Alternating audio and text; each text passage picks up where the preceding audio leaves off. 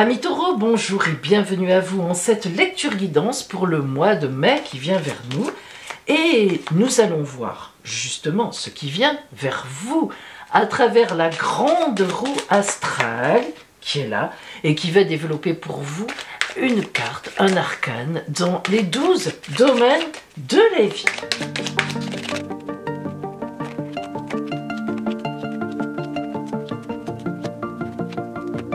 Alors, ce que nous constatons tout de suite, amis taureaux, c'est qu'il n'y a aucune, et quand je dis aucune, c'est aucune carte réellement, disons compliquée, disons négative. Alors, nous commençons avec l'énergie avec laquelle vous entrez dans ce mois de mai, l'énergie qui va, disons, vous porter, qui va être un peu la toile de fond pour vous de ce mois de mai, et nous avons l'ermite.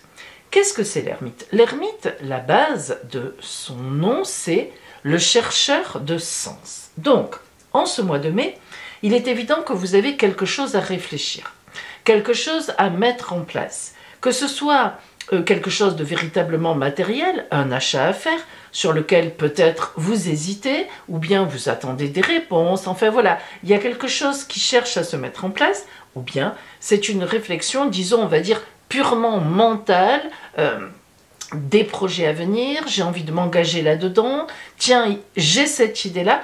Et donc l'ermite, c'est toujours celui qui s'enferme un petit peu dans son monde, dans sa grotte, mais qui chemine. Il ne faut pas croire que l'ermite est inerte, comme on a l'habitude de dire, oh, lui c'est un ermite, c'est un ours. Pas du tout. L'ermite, en fait, évoque le sage dans la tarologie. Donc, vous êtes à une époque, là, en ce mois de mai, où vous avez des choses à penser, des choses à réfléchir. Il n'en demeure pas moins que le jeu est très tonique, et nous allons le voir. En face de l'ermite, ça y est, ça commence, l'impératrice. Waouh, très beau personnage de la tarologie. L'impératrice peut désigner aussi bien évidemment une femme, mais qu'un homme. L'impératrice parle de grande communication, de partage, de vision de l'avenir extrêmement positive et surtout extrêmement réaliste. L'impératrice, symboliquement, elle met le pied sur la lune ou le pied sur un serpent, ça dépend des imageries, et ça veut dire je demande la lune, moi, vous me la donnez. Le serpent vient m'embêter, je le domine. Donc, l'impératrice, c'est en face de vous vraiment une personne, alors ça peut être votre compagnon, ça peut être votre compagne, ça peut être une personne que, évidemment que vous connaissez, qui vous connaît extrêmement bien, qui fait partie de vos intimes et qui va effectivement vous aider dans cette réflexion, non seulement vous aider, mais même vous driver, vous booster, vous coacher dans cette réflexion. Donc c'est véritablement une excellente carte. En plus, l'impératrice, elle est très à l'écoute, elle est très respectueuse des autres. Alors elle a ses stratégies qu'elle va vous passer et dans lesquelles elle va vous aider justement, mais tout cela dans un grand respect.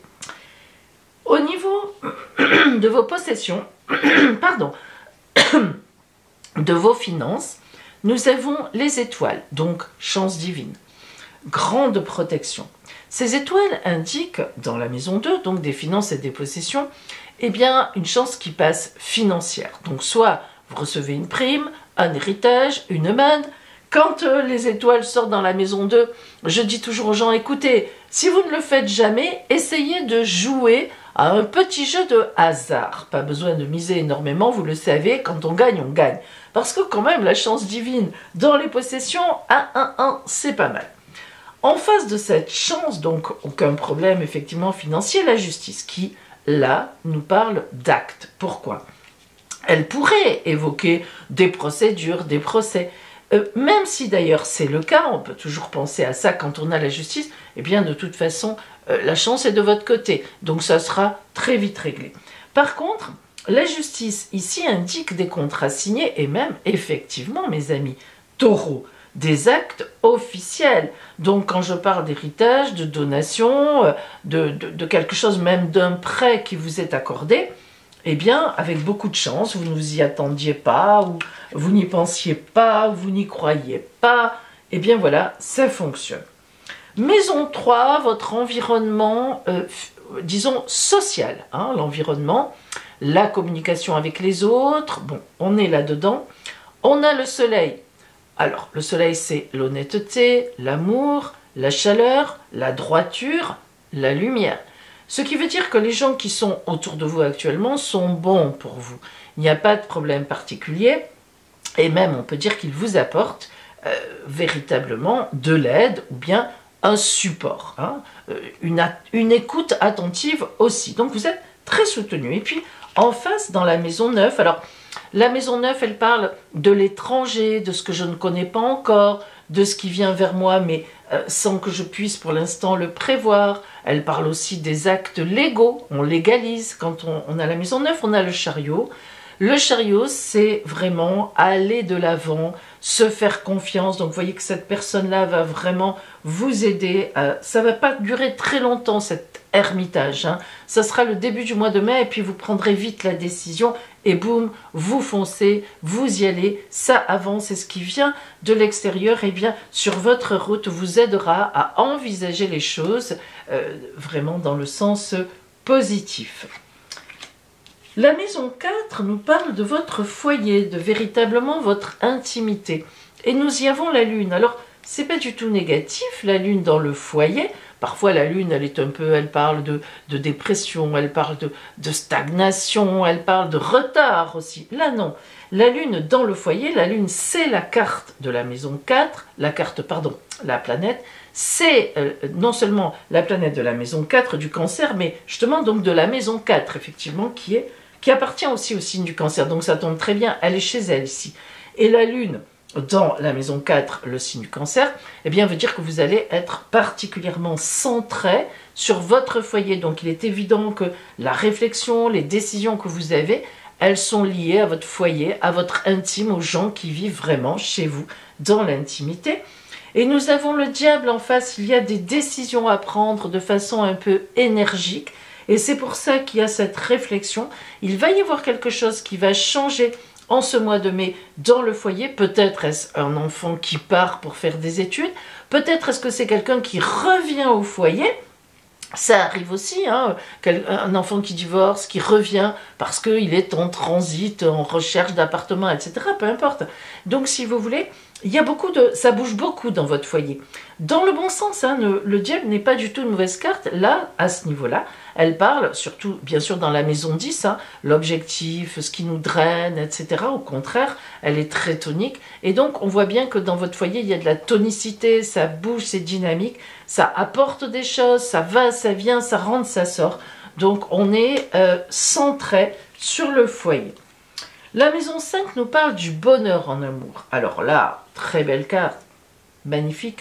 La troisième meilleure, c'est d'abord le monde, la meilleure, ensuite les étoiles et le pape. Vous les avez toutes les trois, vous avez compris. Bon, le pape, dans le bonheur, votre bonheur, bonheur en amour. Le pape, c'est l'alliance, les alliances, le mariage. Disons quand on est complètement en accord, quand on signe ensemble, hein, c'est pour ça, le pape il légalise aussi les choses.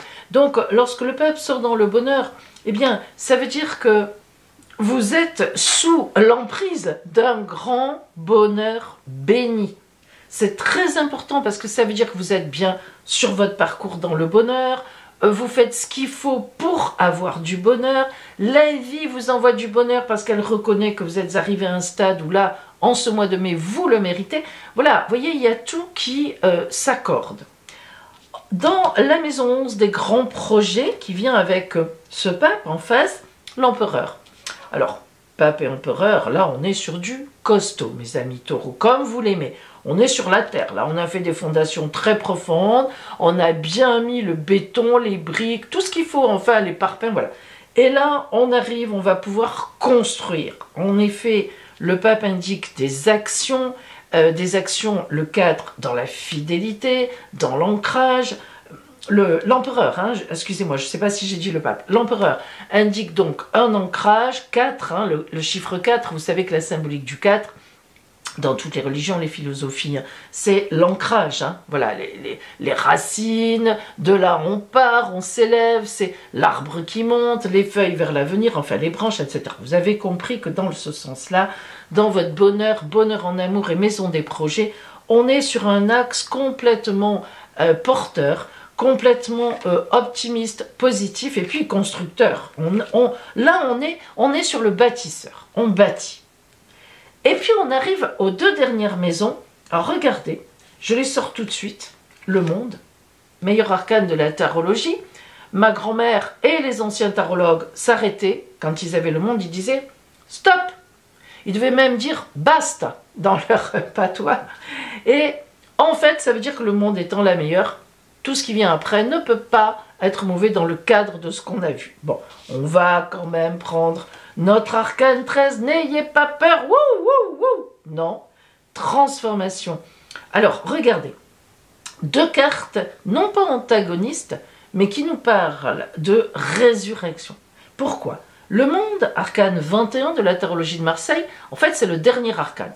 La tarologie de Marseille comporte 22 arcanes, mais du 1, le battleur, au 21, le monde, c'est le chemin initiatique, et l'arcane 22, ou 0 d'ailleurs, il y en a qui l'appellent, qui est l'ermite ou le mat, repart de la fin du monde, c'est pas celle-là, et elle revient vers le battleur. Donc, en fait, la 21, ça veut dire que j'ai bouclé une étape, je suis bien positionnée une fois de plus, on vous le dit, dans ma vie, pour repartir sur autre chose. J'ai bien bouclé la boucle et je repars. Et en effet, l'arcane 13, l'arcane sans nom, que l'on nomme pas, eh bien c'est la transformation, c'est la mort de ce qui existait, la petite mort, comme on dit en psychologie, et la résurrection à ce qui m'attend. C'est-à-dire qu'on fait le vide pour laisser venir à soi les nouvelles choses. C'est une évidence. C'est une évidence. Si on est plein sans arrêt à ras-bord, rien ne viendra vers nous. Deux cartes magnifiques pour terminer. Celle-là, dans le quotidien, le monde la représente, elle est dans la maison du quotidien, donc ça veut dire qu'en ce mois de mai, vous allez être très porté dans la joie, dans le bonheur, vous allez sentir que vos actions montent, vos décisions sont les bonnes. Et ici, elle est dans la maison des soucis et des ennuis. Donc s'il y avait des soucis et des ennuis, eh bien vous serez en grande transformation de tout ça, grâce à votre réflexion, grâce aux gens qui vous aident, etc. Et nous allons maintenant focaliser sur le côté strictement relationnel. Donc ça peut être l'amour, la tendresse, l'amitié. Je vous rappelle en même temps que je propose des consultations privées, soit tout simplement par téléphone, soit par téléphone sur WhatsApp, mais en visio avec la caméra, soit en mon cabinet de Sanary-sur-Mer dans le Var. Vous pouvez me joindre sur mon téléphone, l'appel étant totalement gratuit, et je vous donnerai tous les renseignements. Allez, pour vous, ce relationnel, de quoi nous parle-t-il? Oups, ça c'est ma chatte qui vient se mettre un peu sur mon tapis. Allez, la justice, voilà, viendra à vous ce que vous méritez. Alors là, la justice, lorsqu'elle sort comme ça seule dans le relationnel, c'est vraiment ça. La justice veut dire que d'abord, et on l'a vu ici, si vous méritez d'être aidé, vous le serez. C'est le cas. Si vous êtes sur votre bon chemin, au bon endroit, au bon moment, si c'est le bon timing, la justice, la vie, va encore plus vous aider. Nous avons vu que c'est le cas. Donc, cette carte de la justice au niveau relationnel vous dit, vous allez être soutenu, vous allez être entouré parce que vous le méritez. Parce que c'est, voilà, vous avez fait dans le passé des choses qui vous amènent ici aujourd'hui et qui font que vous méritez d'être complètement à 3000% soutenu et donc passer à autre chose. Alors, on prend la triade qui vient de compléter deux cartes, cette idée-là.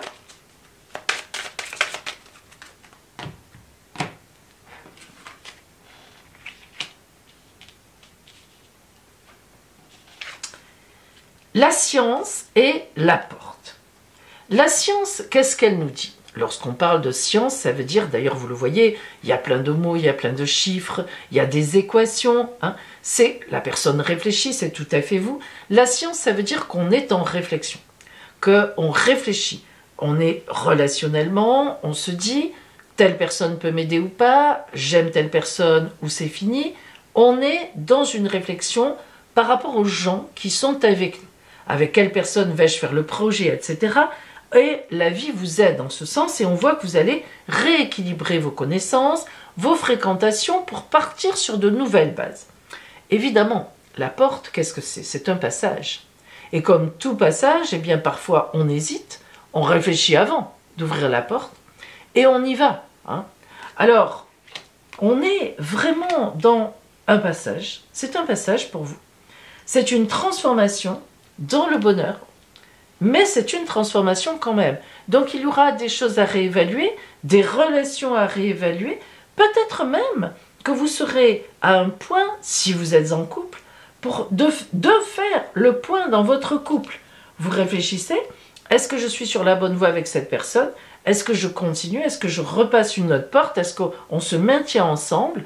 Ça ne veut pas dire que vous ne serez pas bien dans votre couple, mais voilà, ce mois de mai pour vous est l'occasion de cette réflexion. C'est comme ça. Nous allons voir maintenant le conseil de Marie. J'ai pris comme conseil l'oracle de Marie, Mère universelle, le mois de mai. Vous le savez, traditionnellement, le mois de Marie, notre Mère universelle, c'est notre mère à tous, de toute façon. Voilà. Qu'est-ce qu'elle vous conseille? Notre-Dame des miracles manifestés. Ce n'est pas rien comme carte, les miracles manifestés.